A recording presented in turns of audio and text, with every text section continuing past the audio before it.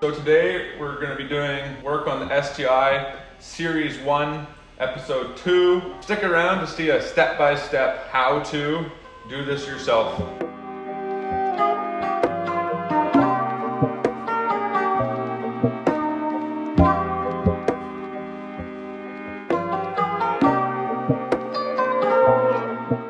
In Episode 2, we will be showing you a how-to detailed removal of your intake manifold. First step, remove the V-belt cover.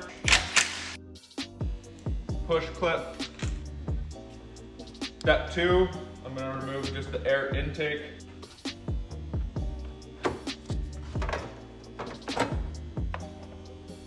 So now they want you to recover the refrigerant. So I'm just going to use my AC machine and suck all the refrigerant out of it and then seal the open system holes to prevent moisture from going into my desiccant filter that's in that system. If you're going to be doing this job at your house and you do not have an AC machine, take your vehicle to a local shop. They can recover the refrigerant for you, at which point then you can bring it home, work on it, and then bring it back to them and they will recharge it for you. Low side connection, high side connection. You don't want to just discharge these Schrader valves in the AC system into the atmosphere because R134 and R123YF and R12 and R12 are all ozone depleting and greenhouse gas emissions, so you can be fined if you were caught doing so.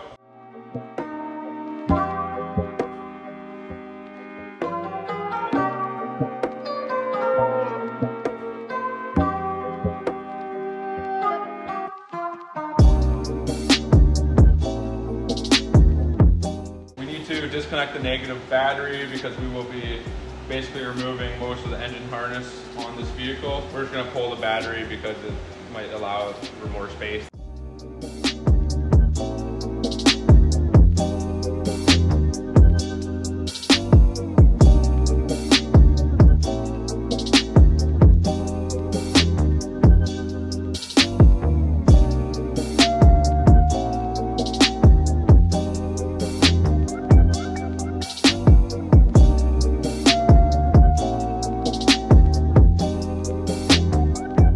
Next step, we're just going to be draining coolant out of the radiator because we are going to be removing our coolant reservoir. Potentially you might be able to flop that out.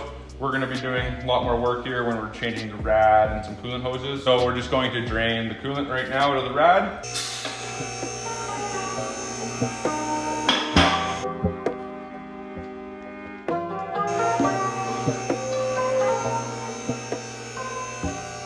So first step, remove the undercover. I'm going to be using a 13 mil on a couple bolts and we'll show you exactly where they are while we're doing it.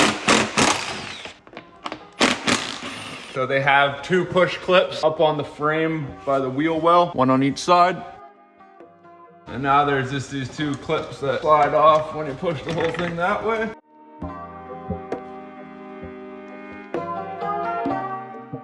Looks like we just have a Phillips bleeder screw on this radiator. Number 2 Phillips.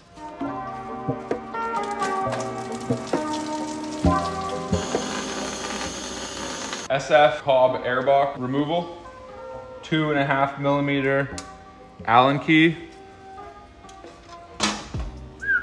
Since we're gonna be in the shop for a little while doing this project, we're going to use the K&N air filter restore kit, clean and re-oil the air filter on this, and we can have it drying while we're doing the rest of the work. I think it's 8 mil hose clamp. 8 mil worked for me. Loosen hose clamp, squeeze air filter out, Cobb cold air intake. K&N recharge kit. If you like it oily, then you know you like it wet. Lube City. So the recharge kit comes with an aerosol oil spray and a pump action cleaner degreaser. And you're just going to spray the filter with the degreaser and then rinse it under cold water. And then don't over oil your air filter once it's dry, because you can get oil residue on your mass airflow sensor. Then you'll have to clean your mass airflow sensor or your vehicle won't be running as well as you'd like it to run. Now I'm just going to rinse the filter from the inside out. That way it just pushes all the debris out of the pleats. Now I have the air filter off. I'm gonna take off the intake duct here because we're just gonna remove this entire air box. Another 8 mil. Pretty tight to get this hose out of here, so we're just going to disconnect the mass airflow sensor. And now we're just gonna remove 10 mil, 10 mil, 10 mil down here, and that should be good. Just I have this sexy contraption, just a nice long 3/8 drive extension with a swivel 10 mil.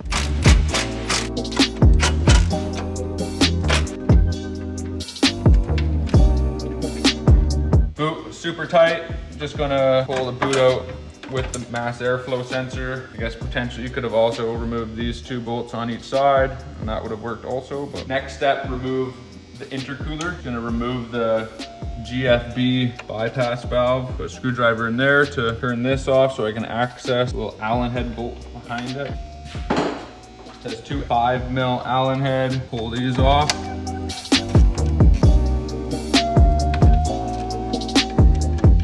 I'm gonna pop off the 2 10 mils that hold this hard coolant line on.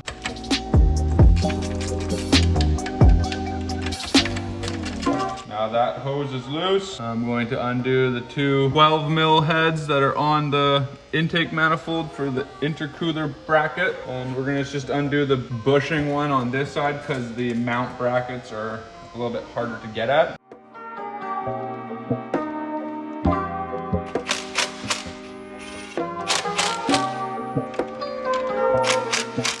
The hose clamps have been replaced on this before, so they're actually a 5/16. And we're just gonna undo the one that goes from your intake manifold to your intercooler, and then intercooler way down in here to your turbo outlet. Now the old shimmy shake. Now we should just be able to give this the old jiggle, jiggle, jiggle. It's gotta come towards the driver's side.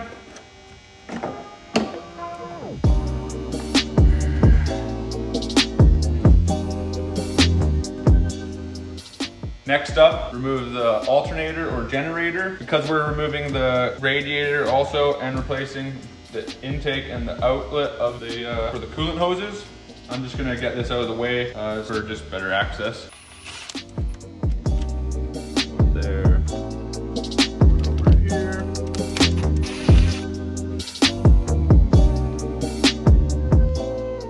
Big hoses, you don't usually need a water pick. If you have one, then you can use it. If it's tough, you can use it. If not, you can just usually wiggle them out.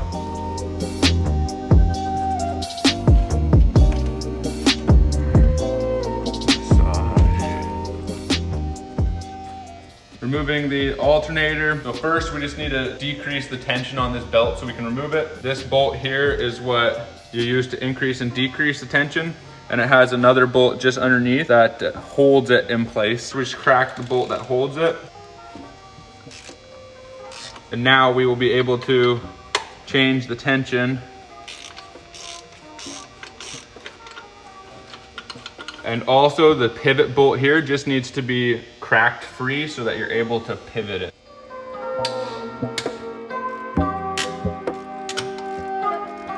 Very loose. Very, very loose.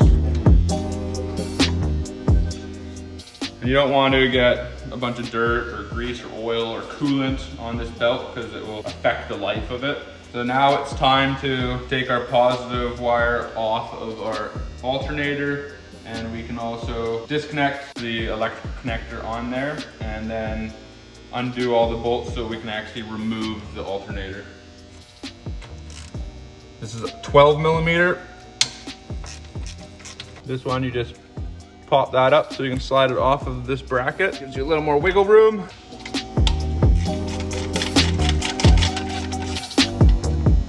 This nut, you don't ever need to put a socket on it to hold it because it will hit bracket and tighten or loosen itself.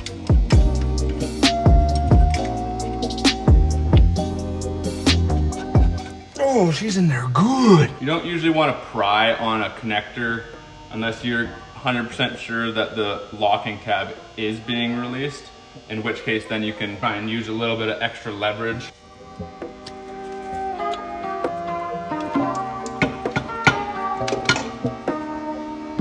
alternator out. So next step, remove coolant filler tank. So that has 4 hoses going to it, 2 at the top here, 1 at the side here, and 1 down right in the bottom. And they're just the pinch style hose clamps, and then it has 2 12 mils on the top and 1 stud nut down on the side.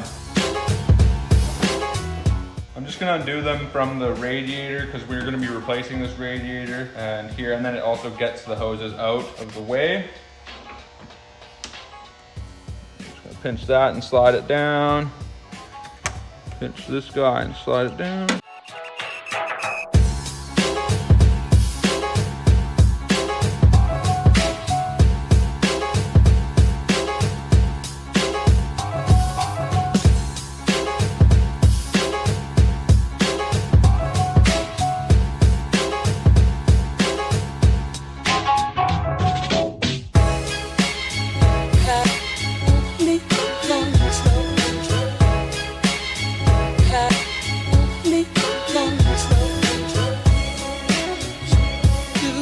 Next step is to remove both AC lines off of the AC compressor. And like I said before, we're just going to seal them as best we can so no moisture can go in there. Right now, there's no vacuum or pressure in the system, so we can just undo these bolts and we're gonna plug them and tape them off.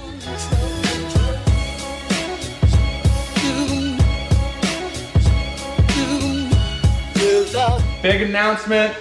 Dax has decided to X-nay the AC out of his car. Wasn't working anyways, the compressor's knocking pretty loud, so we had it unplugged last season. So basically now we can remove the condenser, the compressor, and all the lines, so it's gonna look way cleaner.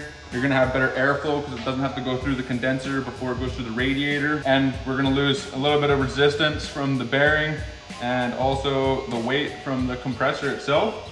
And damn, she's gonna be clean under here. Ain't going back. It's a stretch to fit belt anyways, so you can technically remove them and put them back on, but there's a little seal under here. Most parts suppliers have AC kits with different seals and recommend replacing those. We're gonna be removing all the AC now. I'm not even gonna worry about plugging this. The filter dryer, I believe, is in the condenser anyways, which is where all the moisture would absorb into. So we're just gonna take it right off of the heater core and plastic cap, tape, somehow try and seal those up and get everything else out of here.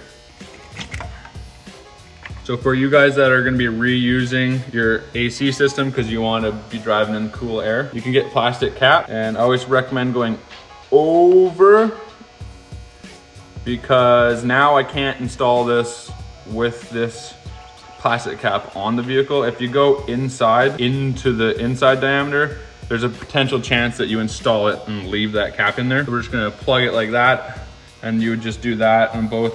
You can wrap it with electrical tape also. We're just getting the 10 mil onto this guy. On this heater core, this low pressure line actually is built into the mounting bracket, and it actually is separate from this line. It just holds that line in, so that comes out. Oh, and there's gonna be some oil coming out of there, and this line will come out. So this is just a 10 mil holding on your low line, and because we're just throwing this hose away, I'm gonna take it right off of the bracket. This is gonna feel nice.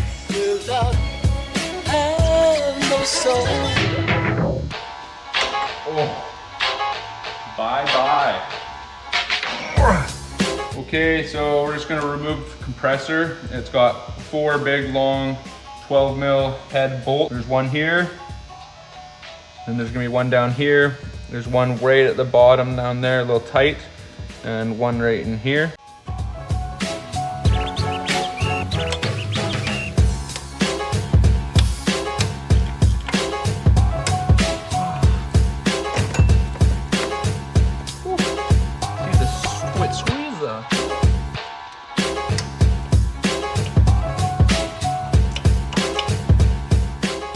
These bolts won't come out all the way, so I'm just gonna take this bracket off with the AC compressor This is a 14 mil bolt. Oh yeah, Mother Teresa. And here comes all this weight. So we're not gonna need this bracket either because he already has the secondary air pump delete. So we can remove this bracket and the AC compressor. And that's like at least 10 pounds. So just because there's a bunch of vacuum and PCV hoses and electrical wiring, I'm just gonna kind of start taking off some of these hoses so we can see exactly what's going on a little better so that we all can kind of see exactly what we need to do.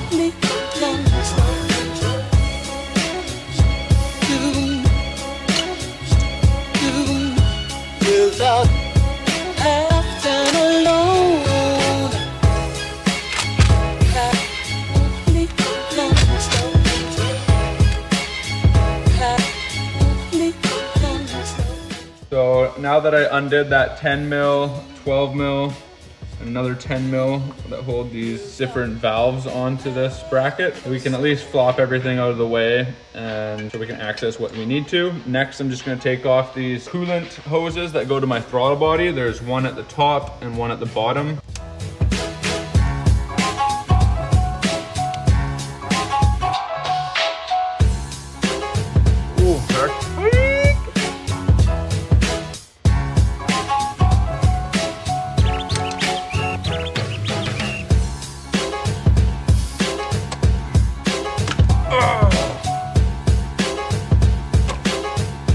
So we just finished removing the two hoses on the throttle body for coolant.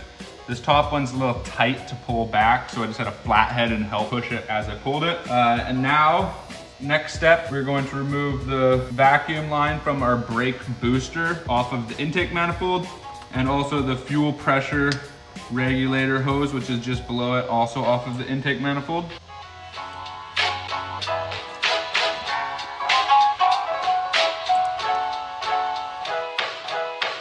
So now I'm just gonna undo the wastegate actuator vacuum hose, and then I can access the hose clamp that holds this air intake pipe on.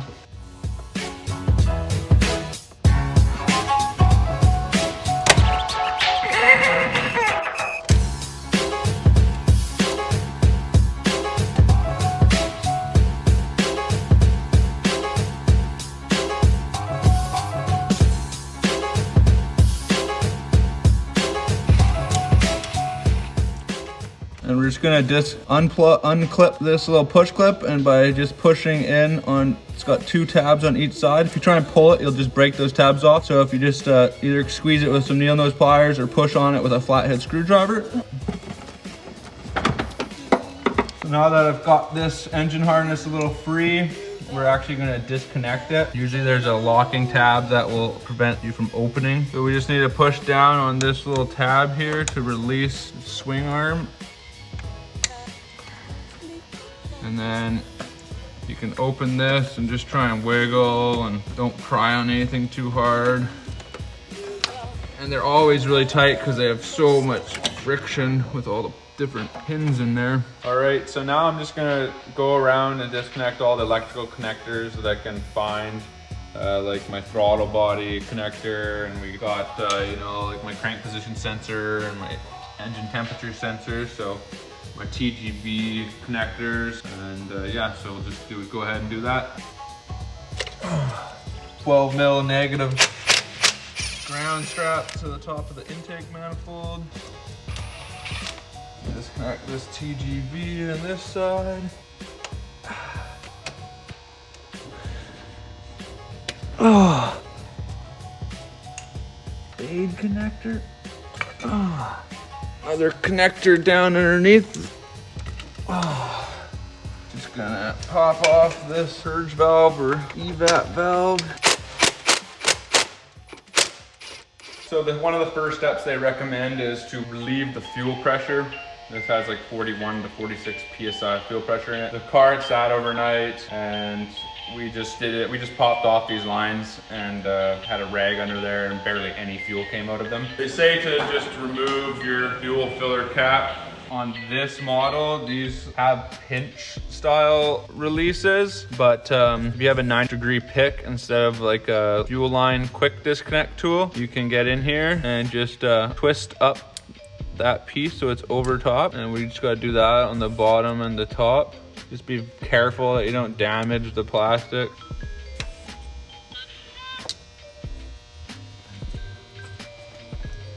And those just come off like that. Got a really small amount of fluid. If you did just drive the vehicle in and you go to relieve the fuel pressure, you can just pull a fuel pump relay and let the vehicle die, and then it's dying because it ran out of fuel.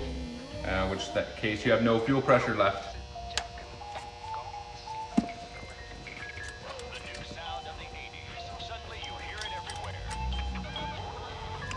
This is our evap hose. Oh, Mother Teresa, give me a break. 6mm Allen.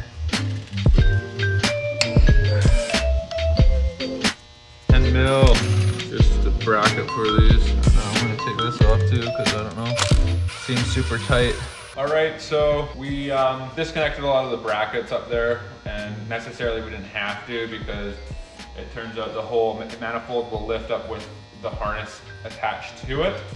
But we need to get in there anyways to replace some of the solenoids that we're doing and catch can install with hoses and whatnot. So now we're underneath the vehicle and we're just gonna disconnect the connectors for your oil control valves and camshaft positions on the left side. And the right side, there's a little cover that you need to remove, and we'll be disconnecting those connectors on that side also. All right, so we're just gonna take this right side harness cover off. 10 mil bolt. Just see, that just slides out of there. Now we can access our camshaft position sensors. All right, so now that we have the harnesses undone down at the camshaft position sensors on the bottom side, they'll just pull up with everything. I'm just gonna go ahead and crack all of the intake manifold to the TGV bolts first from the outside to the inside, and then we're gonna go ahead and just try and remove the TGV bolts completely, also from the outside to the inside, and lift everything up as a unit. There's 10 mil bolts that hold the intake manifold onto the TGVs. The TGVs are the tumble generator valve. I don't know what the fuck they're good for, but Generating tumbles. woo! So there's 6 10 mil bolts. We got one here, we got one here, and on all the way on the opposite side, there's 2 more. And then right in the middle, there's also 2, so there's 6. Okay, so now we're just gonna undo all the 4 12 mil head TGV to your head bolts. So there's one right down in here. They're tighter than the other ones. Then there's 2 on the inside. And one out here by your intake. Back to the inside.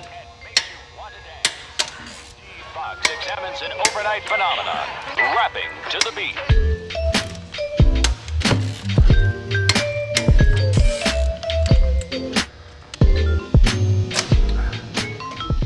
So this connector here is a pain in the arse because the connector's mounted to the top of the intake hose, and anyways, when you're trying to undo it, pull this away and not the connector away. And then to get the connector off, you get this connector underneath, get the screwdriver under here, and then you're able to lift up and pull this connector off of that.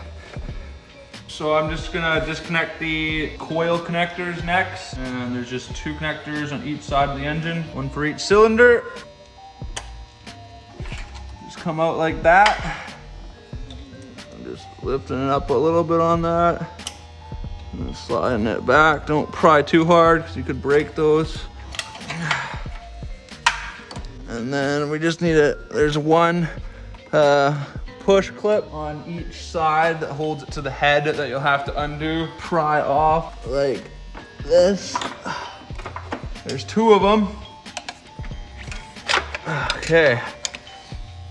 Now this whole right side harness should lift out with the assembly. I don't think I'm strong enough to lift the assembly, but we'll find out. Coolant hose, the feed hose from the reservoir is just a little tight to pull everything out at the same time. So we're just gonna pop that off. Fucking shit. There's right underneath these fuel rail shields, there is electrical connectors that need to be undone. They have a blue connector on them. They will not come with. So on the right side of the engine, the rear side, there is one more connector that is basically underneath the intake manifold. So we're just gonna get that. Well, now we have a little more room to get in there. Oh. At least that one wasn't as tight as the rest of them. All right, so it turns out that the Subaru 2.5 liter intake manifolds suck. But we got this far. There's a couple tough spots. There's a solid coolant standpipe that you got to squeeze out from underneath and make sure that this hose here doesn't get caught on your inlet. And once you get past those two pieces, then we have our entire engine harness, intake manifold, TGVs, so we can just work on this baby on the bench now and make her look good. We left the bypass valve on and just disconnected one of that hose.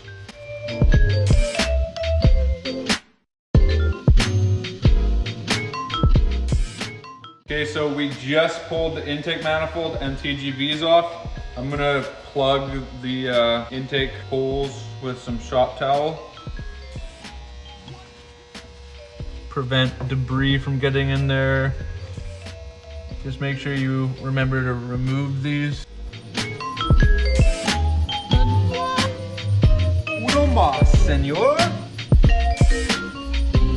Now we can blow everything off and then remove them after. This will be the end of episode 2 for today. We've just removed the intake manifold. We're gonna be showing you in their next episode how to prepare the intake manifold for reinstallation.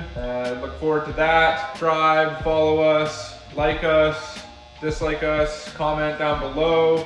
We wanna see everything that you guys wanna know about, and we would like to create some conversations with you guys.